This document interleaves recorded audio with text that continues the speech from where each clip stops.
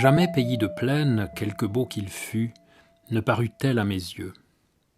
Il me faut des torrents, des rochers, des sapins, des bois noirs, des montagnes, des chemins raboteux à monter et à descendre, des précipices à mes côtés qui me fassent bien peur.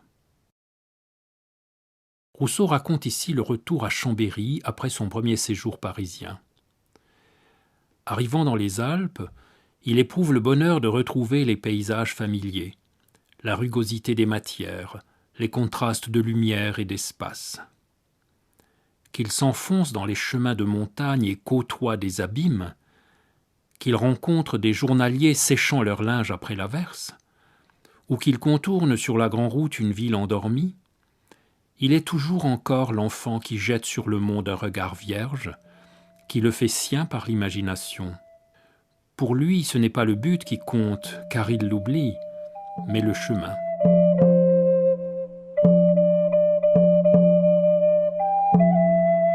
Les yeux agrandis, le corps en éveil, le marcheur s'enchante des ouvertures du paysage et des cimes lointaines. Une chaumière aperçue en passant, la treille qui ombrage l'entrée, un visage de femme sur le seuil, lui offre un rêve de paix et d'harmonie. Les images d'autrefois nous montrent quelques-uns de ces chemins merveilleux, ignorés ou célèbres. Ainsi, dans cette gravure du début du XVIIIe siècle, le chemin du col de la Guémie épouse les arêtes et les détours de la montagne pour conduire le voyageur des bains de Loèche jusqu'au pays de Berne. On admire que des hommes aient tracé cette voie où l'on passe hiver comme été. Ainsi, le chemin taillé dans le roc, près de Coire, d'où le passant étonné découvre un village perché que de hauts rochers surplombent, son église, ses quelques fermes, ses bouquets d'arbres, protégés par la voûte comme une crèche de Noël. Ou ses échelles, près des bains de Loèche encore, posées contre le roc au bord du vide, et les passants doivent y grimper pour atteindre le village installé sur la pente au-dessus. Il faut avoir le pied sûr, le regard ferme. Le vagabond qui descend face au gouffre, portant son fagot de bois maraudé, tremble pendant que son pied tâte les barreaux. Et si le barreau craquait, si l'échelle glissait? Les chemins anciens étaient aussi des lieux de rencontre. Une caravane de mulets lourdement chargés vient d'atteindre le col, conduite par de jeunes femmes. Les bêtes fourbues ont besoin d'être stimulées par l'avoine qu'elles mangent dans le sac pendant à leur mâchoire. Certaines portent des œillères pour leur éviter la vue des précipices. Au Grand Saint-Bernard, dans la clarté blonde d'un soir d'été, voici deux moines qui marchent en conversant, prêts à guider les voyageurs vers l'hospice, la nuit venue. Le passage de Pierrepertuis dans le Jura est célèbre pour l'ouverture du rocher.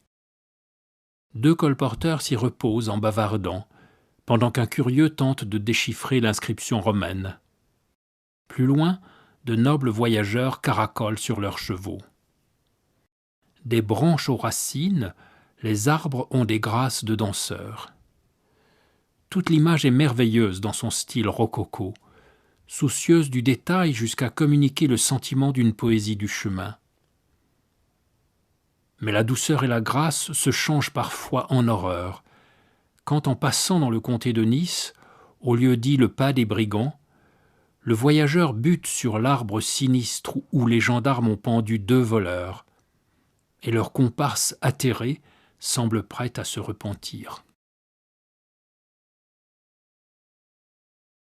Sur les chemins du monde ancien, chemins sans hâte au charme sûr, du moins tels que les font voir les livres de voyage, on allait au pas de la mule, on faisait halte pour s'asseoir ou pour boire, on gravissait lentement les passages des cols en conversant avec le guide.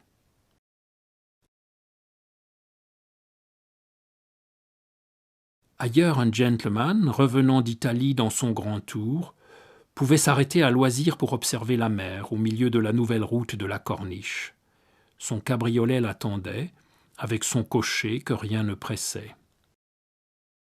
Mais si le vent se levait, si l'orage menaçait, il fallait faire vite. De plus en plus, dès la deuxième moitié du XVIIIe siècle, la vitesse devint un élément de la mobilité. Les routes furent élargies pour permettre aux carrosses de se croiser. On apprit à rechercher les lignes droites, à faire des rigoles, à superposer les couches de pierre et de gravier pour rendre imperméable la surface de roulement. On se mit à calculer les pentes pour le passage de voitures plus lourdes et plus rapides. Dans les Alpes, la moderne ingénierie des ponts et chaussées apparut avec la nouvelle route du Simplon, voulue par Napoléon au début du XIXe siècle. La réussite fut brillante, comme en témoigne Chateaubriand, grand voyageur qui franchit les Alpes 11 fois dans sa vie pour se rendre en Italie ou en revenir.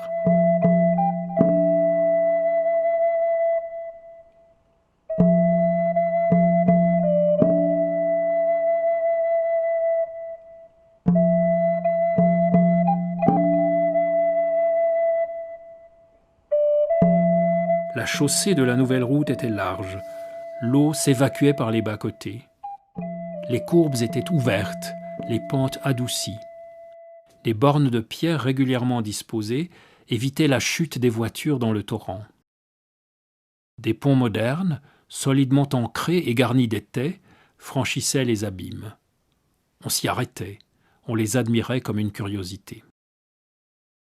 Certains ouvrages constituaient de véritables chefs-d'œuvre que les dessinateurs reproduisaient en estampes pour les amateurs. Ainsi du pont de Dovedro dans le Val d'Ossola.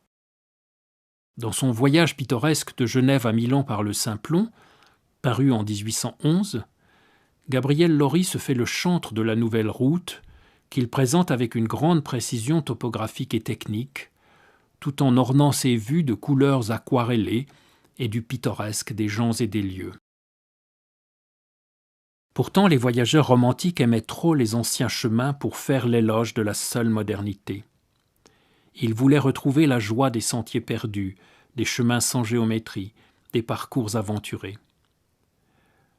La nostalgie se mêlait au bonheur de la marche et de ses représentations. Fini les transparences de l'aquarelle. Les brumes envahissent l'image, l'horizon se ferme, le chemin serpente dans un espace qui est autant métaphysique que géographique. L'âme romantique s'apparaît à elle-même comme un chemin sans commencement ni fin. Dans ce monde qui paraît immense, le voyageur remonte dans le passé. Les chemins anciens, pavés de pierre, ignorant la voie droite, suspendus entre ciel et terre, lui apparaissent comme une survivance des déplacements médiévaux, comme des fragments d'une histoire populaire qu'il admire et dont il goûte le pittoresque, lui qui vient des villes et qui bientôt y retournera. Le plus admirable dessinateur des chemins des Alpes dans la première moitié du XIXe siècle fut le peintre anglais William Brogdon. Dans son livre intitulé « Illustrations of the Passes of the Alps », qui contient 109 gravures. Toujours pris sur le terrain, soucieux autant d'exactitude topographique que de couleurs locales, les dessins de Brogdon constituent un inventaire par l'image des chemins d'école, depuis la Corniche sur la Méditerranée jusqu'au Stelvio et au Brenner.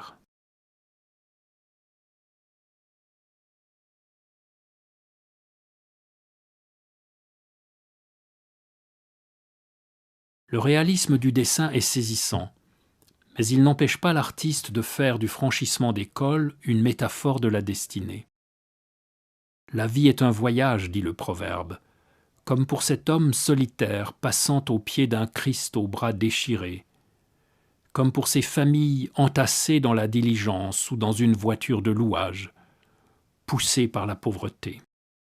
Les chemins d'école sont aussi ceux de l'exil et de la misère, dans ce siècle de guerre et d'exode, pour une population qui voyage contre son gré. Ce sont les chemins de la solitude, dans le paysage immense et désolé du col de Tende, où les rares carrioles ne croisaient que des soldats, des pâtres ou des déserteurs. Dans les sentiers perdus des Alpes du Sud, avec la rivière du Baye qui coule au fond du précipice et l'imposant panorama des hautes cimes enneigées.